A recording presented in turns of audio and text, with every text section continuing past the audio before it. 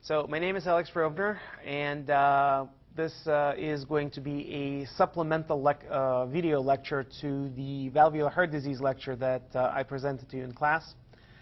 We're going to take it a little bit further and develop some clinical scenarios here with valvular heart disease. But in order to do that, we're going to have to review some normal hemodynamics and go over some pressure waveforms to remind you how these work in normal patients, as well as what happens when you have a valvular dysfunction either on the left side or the right side of the heart.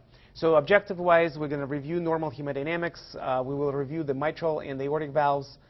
We will discuss tricuspid and pulmonary valves. And then, as we're doing all this, we will understand the hemodynamic alterations in the setting of valvular pathology. OK, so let's talk about normal intracardiac pressure tracings. This is basically the follow-up of the pulmonary artery catheter or Swan-Ganz catheter. And as we start here on the venous side, we start with the right atrium. And looking at the right atrial pressures that are displayed here, we can see that you have the A form and the C wave and the V wave. And we talked about this in class. So you can go back to those lectures to remind yourself as to what these things are and how they relate to each other.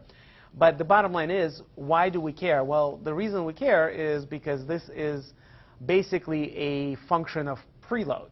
Because if you think about it, pressure is related to volume. So low pressure, you have low volume system. Higher pressure, you have higher volume system. And whatever the right heart's seeing it translates into the preload for the left heart. So this is important in valvular heart disease because if you remember, we were talking about pressure lesions versus volume lesions, but it is important to know where we're starting at. So it's very important to know what the preload is on the system. And as we move the pressure catheter from the right atrium, we're going to land in the right ventricle across the tricuspid valve. This is the right ventricular pressure curve. It's very similar to the left ventricular pressure curve, except the numbers, the pressure numbers, are obviously much smaller when you're on the right side. As we move further, we go into the pulmonary artery. And again, it's very similar to the pressure form of the aorta, except, again, the pressure is much smaller when you're on the right side. And then as we advanced it further and blow up the balloon and occlude the pulmonary artery, then we're actually looking down towards the left atrium, and what we're seeing is the wedge pressure, which is the preload of the left system. Now, we can get to this if we're going to go on the arterial side, and if we're going to cannulate the femoral artery and advance the catheter to the aorta, we can get the aortic pressures, and then we can advance the catheter into the left ventricle and get the left ventricular and diastolic filling pressures, which should be equivalent to the wedge pressures. And here you can actually see the aortic pressures, and you can compare it to the pulmonary pressure. It's basically the same waveform, except the pressure numbers are obviously much higher when you're on the left side. So this is the very brief review of the pulmonary artery pressure catheter and what are the numbers that we get and how we use it. So the venous side, we look at the preload. The arterial side, we look at the afterload. Because obviously, the arterial pressure is what the left ventricle has to contract against. So this is your afterload. And this relates back to the pressure-volume loops, because if you, and I will talk about it in just a little bit, as to how we use these numbers to construct one. OK, so speak of the devil, pressure-volume loop. So let's just go over this, because this is something that people usually need review.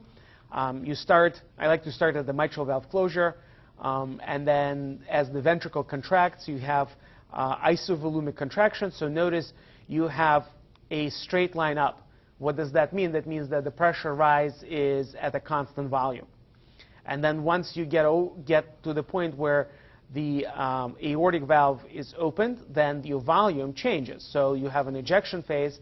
So the volume decreases in the left ventricle, and it goes into the systemic circulation.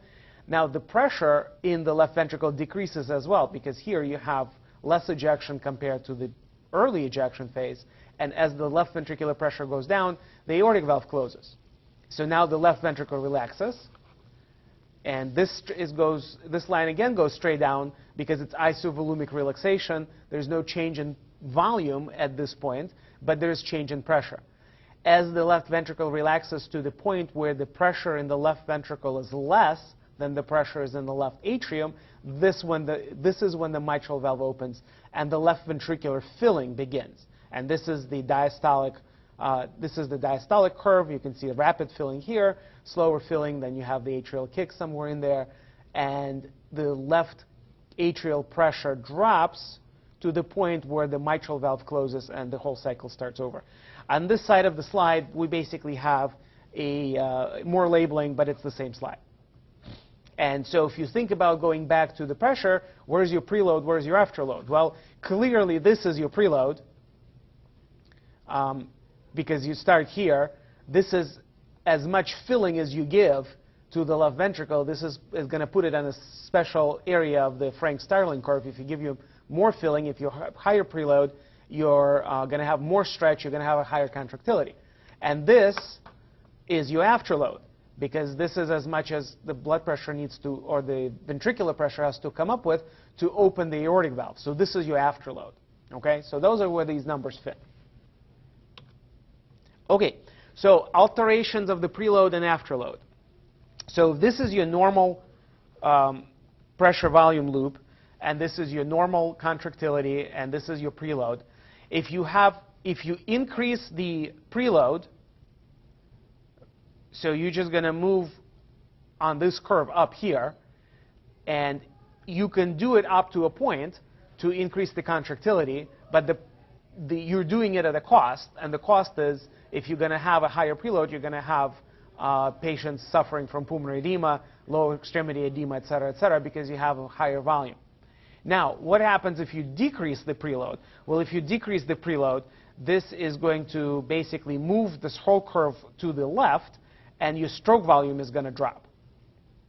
So that's your preload changes. Now, what's going to happen if you increase the afterload? Well, if you increase the afterload at the same contractility, if you're going to draw this curve, you're going to have a very narrow pressure volume loop as it's depicted here. Now, you don't have this line down because it's hidden, but if I may, let me get a pen option here.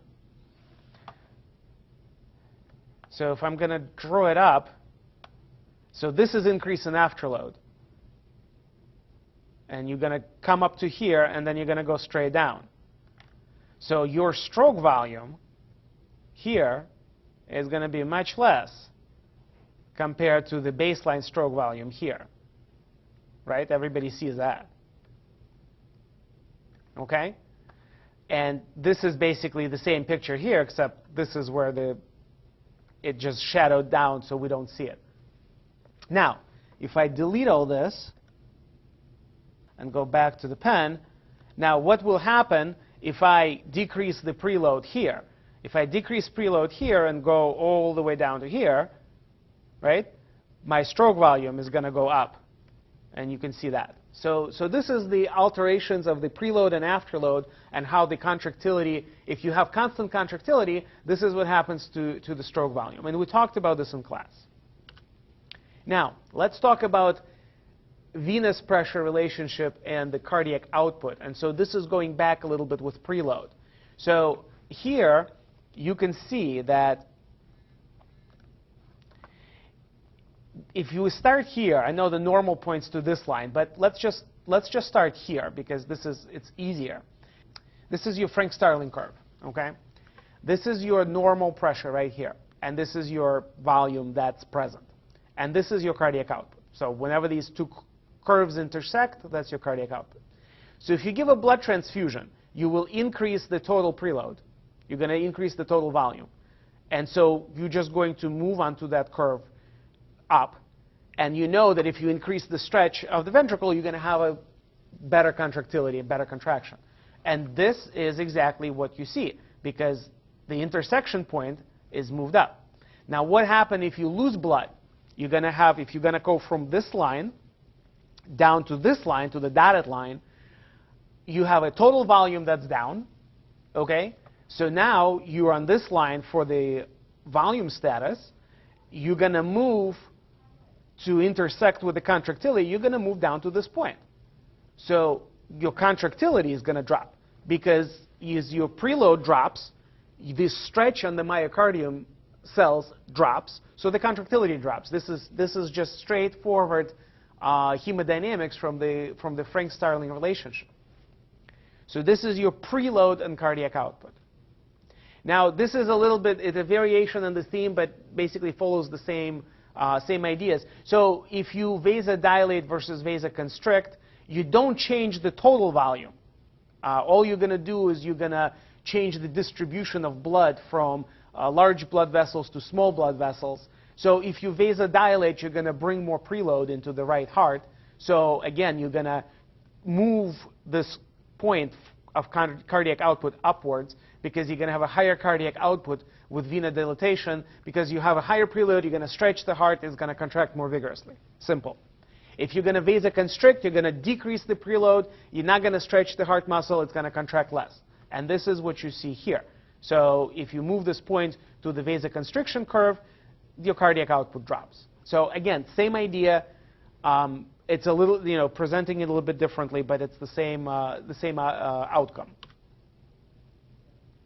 OK, so this is now we're going to change the Frank-Starling curves. So if you start here at the normal curve with a normal volume, if you decrease the contractility, and if you're trying to maintain the cardiac output, you're going to increase the volume status. So you're going to increase the preload. And this is what happens with heart failure patients. Their contractility drops. They're on this curve. They're trying to maintain contractility up to here. So if this is your contractility now, which is less compared to the contractility that you started with, how are you going to go from here up to here? Well, what you're going to do is you're going to move on this curve forward by changing volume. So you're going to increase the volume using neurohormonal regulations, and now you're going to have a different intersect. So your cardiac output is going to go up. It's not going to go up to completely where the normal was, but it certainly is better than what you're starting here in heart failure. Now, if you increase the contractility, so this is your exercise, we can talk about this, but we usually don't see that in patient populations. Usually we have to worry about decrease in contractility.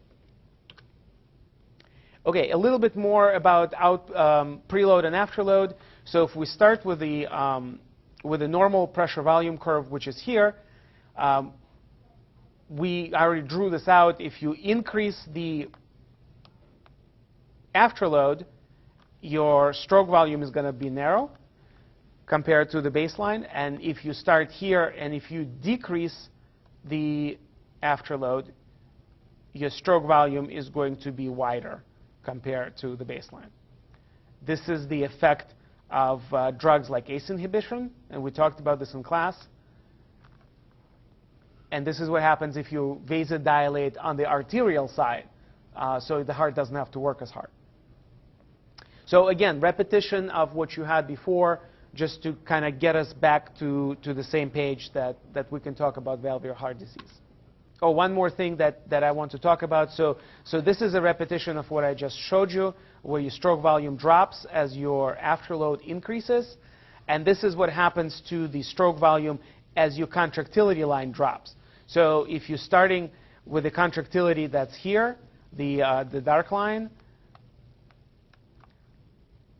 as your contractility drops down to here, your pressure volume loop shifts to the right, and your stroke volume drops as well.